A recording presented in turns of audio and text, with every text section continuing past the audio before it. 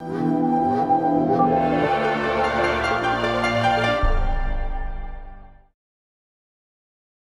인사 말씀 간단히 드리겠습니다. 저는 서울의대 내과 신찬이고요. 지금부터 말씀드릴 거는 제가 골다공증 전반에 대한 소개를 먼저 간단히 올리고, 그 다음에 저희 골대사학회 총무를 맡고 계시는 변동원 교수님께서 이번에 저희가 세계 골다공증의 날을 맞이해서 한 20여 개 병원에서 서베이를 진행했습니다. 그 결과를 브리핑을 해드리겠습니다. 골다공증이라는 것은 되게 이제 골절하고 떼놓을 수가 없습니다. 골다공증과 골절은, 그러니까 골절이 되지 않았더라도 골절이 생기기 쉬운 상태를 우리가 골다공증이라고 합니다. 그럼 왜 골절이 그 위험이 증가되었느냐면은 뼈의 강도가 약해져서 그러겠죠. 강도가 뼈가 약하니까 부러지는데, 흔히 이제 골다공증 그러면 골밀도가 낮은 병 이렇게 얘기하기 쉬운데, 꼭 이게 등호는 아니다. 즉 골절이 발생하기 쉬운 상태고, 이렇게 등호가 아니라고 하는 이유는 골밀도뿐 아니고 다른 고래질이라고 우리가 표현을 하는데, 고래질이 나쁠 때도 부러지고 연령이 높아도 부러지고 이런 등등 다른 위험점들이 다 있기 때문에 그런 모든 것이 통합이 돼서 골절이 이루어지기 쉬운 상태를 우리가 골다공증이라고 얘기를 합니다. 조금 어려운 얘기를 말씀을 드리면은, 일생 중에 뼈가 제일 그 길이 성장이 끝나는 건 되게 20대 초반이면 키가 다 크죠. 그 이후에도 사실 우리 몸은 골량이라는 게 계속 증가합니다. 그러고 나서 지금 여러분들도 마찬가지고 저도 마찬가지고 우리 몸의 어느 한 구석에서는 이미 다 이루어진 뼈의 한 구석이 도로 파먹어가고 거기를 다시 채워넣는 이런 과정이 반복이 됩니다. 그걸 우리가 골 재형성이라고 그러는데, 이걸 하는 이유는 계속 20대 초반에 이루어진 뼈만 가지고 죽을 때까지 살기에는 이런 노화 과정이 축적이 되기 때문에 그런 오래된 노화된 뼈는 제거를 하고 거기다 새 뼈를 채우기 위한 그런 과정이라고 생각을 합니다. 근데 그런 과정에 우리가 열을 까먹고 나서 열을 채워놓으면 아무 문제가 없는데, 이 과정이 항상 조금 모자라게 채워진다는 거죠. 그러니까 오래된 뼈를 100을 깎아냈으면 새로운 뼈를 채우는 게 한 98쯤 돼버리면은 마이너스 2가 전신에 걸쳐서 축적이 된 것이 시간이 지나면서 점점 골량은 줄어드는 게 있습니다. 다음 시죠. 그래서 이제 젊을 때 뼈가 이렇게 컴팩트하고 골 소주가 이렇게 단단히 짜여 있다가 그런 것이 진행이 되면 이게 가늘어지고 연결이 끊어지고, 그래서 마치 이렇게 구멍이 숭숭 뚫린 것 같은, 그래서 다공증이라는 건 구멍이 많다는 뜻이죠, 뼈에. 그래서 이런 뼈의 모습으로 바뀌게 됩니다. 근데 이렇게 되더라도 이런 증상이 전혀 없고 어느 순간 갑자기 할머니가 장독대 들다가 허리가 삐끗하면은 여기가 부러지게 되는, 그렇기 때문에 우리가 이거를 소리 없이 다가오는 조용한 도둑 같다 이런 표현을 씁니다. 근데 아무데나 부러지는 건 아니고요. 대개 척추, 대퇴골, 그다음에 손목 이 세 군데가 잘 부러집니다. 그래서 이거는 우리가 영어로는 fragility fracture 그래가지고 굉장히 사소한 충격에도 부러지는 부위다 그러는데, 교통사고가 나서 와장창 부러지는 거하고 좀 달리 눈길에 넘어져서 팔을 짚었을 때 손목이 부러진다든지 이렇게 사소한 충격에도 부러지는 그런 부위가 되겠습니다. 다음 이런 골밀도가 낮으면 골다공증이 잘 생긴다고 그러는데, 그 이외에도 나이가 높은 것 자체가, 연세가 많은 것 자체가 위험이고요.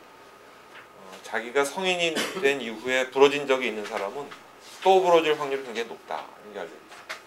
또 친정 어머니 또는 언니 동생이 뼈가 부러진 사람은 자기도 부러질 확률이 굉장히 높다.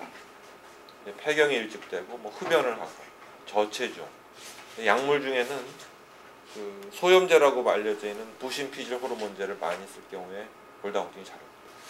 그럼 얼마나 많으냐? 이거는 골다공증 골밀도를 재는 기계 종류가 다양하고 어떤 대상을 했냐가 다양하기 때문에 일괄해서 말하기가 곤란한데요.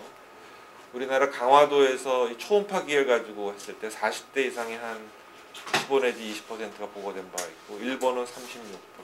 근데 이거를 완전히 단면적으로 그대로 비교할 수는 없습니다. 다음, 경기도 안성 지역에서 우리 아주대학병원의 조남한 교수님이 초음파를 가지고 조사한 바에 따르면은 인구 10만 명당 한 2만 8천 명 정도 50세 이상의, 재밌는 거는 이게 해가 가면서 점점 유병률이 늘어나더라 이걸 알 수가 있고요. 다음, 이건 제 자신이 연구한 건데 아주 미발표 자료입니다. 하지만은 표준 방법으로 같은 지역에서 조사를 해봤더니 50세 이상에서 여성이 한 27.7%, 남성에서 한 13% 정도가 골다공증에 해당이 된다. 이렇게 자료가 나왔습니다. 이건 제가 같이 근무하고 있는 서울대학병원 강남건진센터에서 했을 때 한 8,000명 정도를 대상으로 했는데 10%, 여자에서 10%, 남자에서 한 5.7% 나와서 아무래도 강남건진센터에는 좀 사회 경제적으로 부유한 사람들에서는 좀 유병률이 낮은 것 같습니다.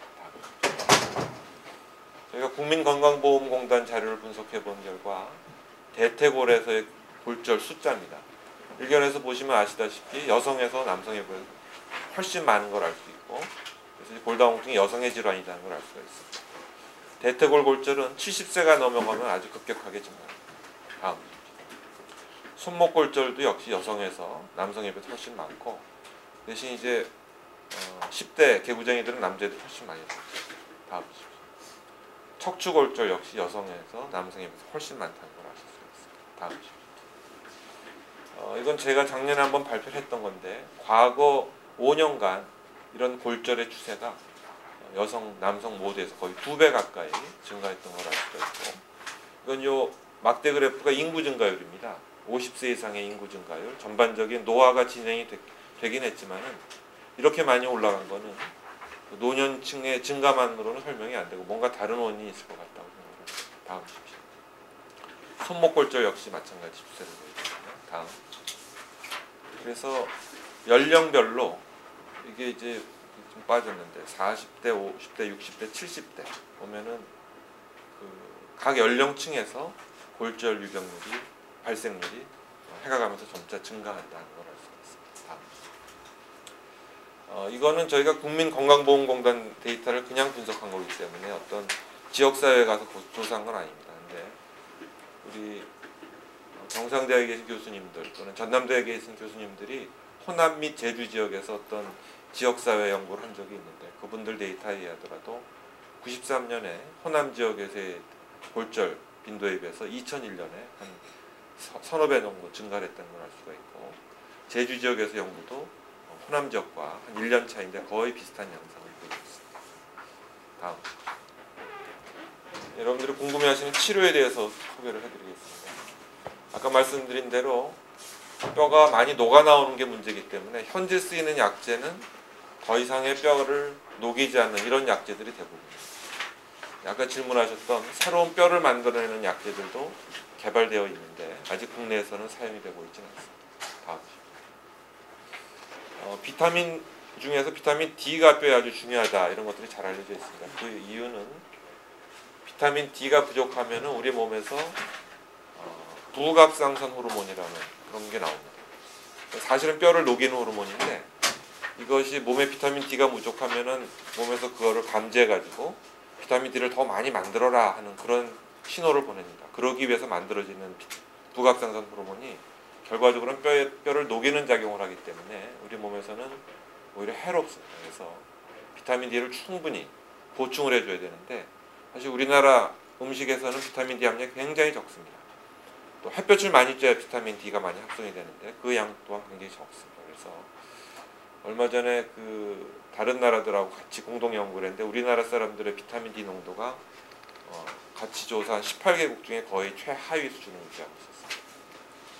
그래서 권장량이 이런데 점차 그 권장량이 많아지는 추세고, 최소한 400, 최근에는 한 1일 800 단위 정도의 비타민 D를 먹어야 된다 하는 것이 최근의 추세가 되겠습니다.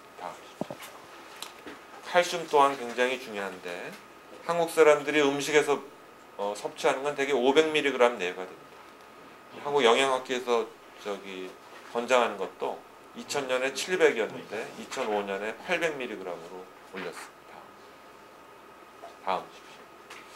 예방이 사실은 제일 중요한데, 왜냐하면 한번 생기고 나면은 아까 말씀하신 것처럼 완전히 정상으로 바뀌긴 어렵기 때문에요. 성장기에는 뭐 칼슘을 섭취하고 운동을 열심히 해야 되겠다. 청장년기 마찬가지고요.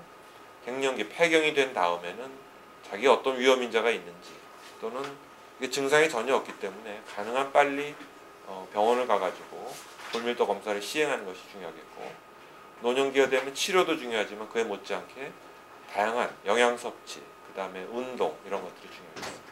다음 이건 뭐 굉장히 양이 많은데 중요한 거는 칼슘을 약간 1500ml 이상을 먹어야 되겠다. 비타민 D를 800단위 이상 섭취를 해야 되겠다는 것이 주 내용이 되겠고, 짠 음식을 많이 섭취하면 그것이 소변으로 칼슘과 같이 빠져나가기 때문에 결과적으로 칼슘이 부족한 상태가 됩니다. 그래서 염분 섭취를 줄여야 되겠다. 다음 보십시오. 그래서 아까 말씀드린 바와 같이 체중이 적당히 유지돼야 이 뼈의 하중이 가해서 뼈가 튼튼히 유지되기 때문에 젊은 사람들 다이어트 하는 경우 굉장히 안 좋습니다. 그래서 비만이 만병의 근원이지만 최소한 뼈에는 좋습니다.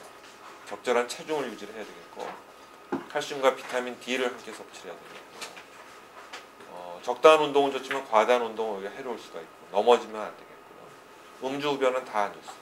카페인, 그다음에 채소를 많이 먹어야 되겠고, 제일 중요한 건 아무리 그래도 증상이 없기 때문에 병원을 찾아가지고 검사를 받아보는 것이 중요하겠습니다. 다음. 마지막으로 말씀드릴 거는 2002년부터 2011년, 2006년이 지금 딱 중간에 와 있습니다. 미국뿐 아니고 전 세계가 Bone and Joint Decade다. 그래서 뼈와 관절의 10년을 선포를 했습니다. 전 세계가 지금 뼈와 관절에 대해서 관심을 갖고 있고, 우리나라도 조금은 늦었지만 여기에 동참을 해서 여러 가지 행사를 준비를 하고 있습니다. 세계 골다공증 협회죠. IOF라는 데서는 10월 20일을 세계 골다공증의 날로 선포를 했습니다. 그래서 저희도 여기에 맞춰서 지난 한 달 동안 여러 가지 그 홍보 행사를 진행을 해왔고, 오늘 아마 그 대미를 장식하는 그런 기자간담회가 아닐까 이렇게 생각을 합니다. 이상입니다.